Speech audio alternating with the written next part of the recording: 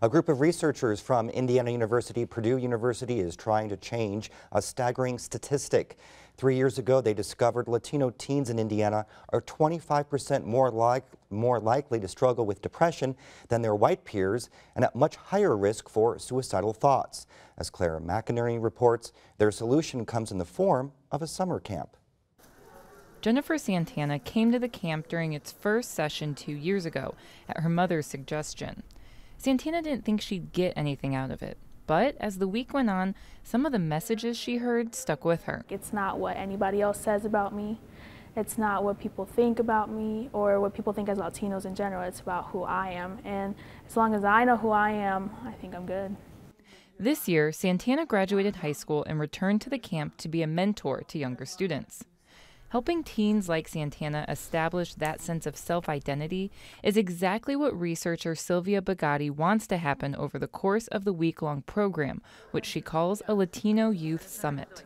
They also experience prejudice and discrimination, so that contributes to wondering, who am I and where do I fit in this culture and where do I fit in my family? That straddling of two cultures Bagatti mentions is what her team identified as one of the reasons Latino teens deal with more mental health issues. At home, there is a completely different set of cultural expectations than at school or with friends. The stress caused by this cultural divide is one reason Latino teens in Indiana are 65% more likely to have suicidal thoughts and around 25% more likely to feel depressed compared to their white peers. Although the camp aims to help address these mental health issues, there's no therapy or traditional mental health interventions. Instead, Bagatti says, the camp focuses on creating a strong self-identity through creative outlets. In the morning session of the camp, the teens discuss issues like growing up in two cultures and the challenges that come with it. In the afternoon, they participate in music, dance, yoga, and art workshops. These activities help the kids talk about their self-identities in a creative way. What they do is they sit down around a table and talk about the theme of the day, and then they maybe do a collage where, and you've seen some of the collages out there, where they talk about who do I want to be when I grow up. One project the teens work on is a life-size portrait where they depict a version of the person they want to be in the future. You know, there's some kids that are dressed as a soccer player, some are wearing a suit, some are an astronaut, whatever it is they want to be when they grow up. They develop that life-size self with artistic tools, and as they're doing it, they're talking about it and problem solving and saying, okay, sure, I want to be an astronaut. It's not just going to happen. What do I have to do to get there? And these tactics are working.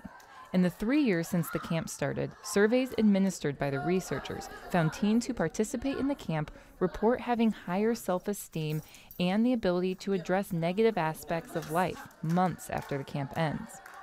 Helping the teens improve their confidence and giving them tools to deal with challenges is important for all aspects of a teenager's life, especially school. For Santana, she knows she has to pay for college, but rather than looking at that as a barrier to pursuing a degree, she was able to make an attainable plan. But I'm going to start off at Ivy Tech because it's just easier financially. And I chose pharmacy technician as a stepping stone. So I'm going to get my certification, and while I'm working as a pharmacy technician, because it's only 1 year, so while I'm working as a pharmacy technician, I'm going to be studying to do double major for photography and business administration. She hopes to one day open a coffee shop while still practicing photography. And as she heads into this next phase of her life, Santana feels the camp has prepared her for the challenges and tough choices ahead.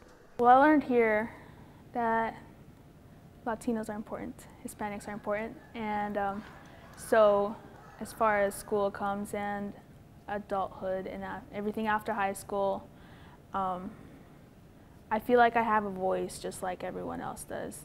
For Indiana News Desk, I'm Claire McInerney. IUPUI and other community organizations in Indianapolis host the camp, and they hope to expand the camp to be a year-long program, including services for parents of these teens.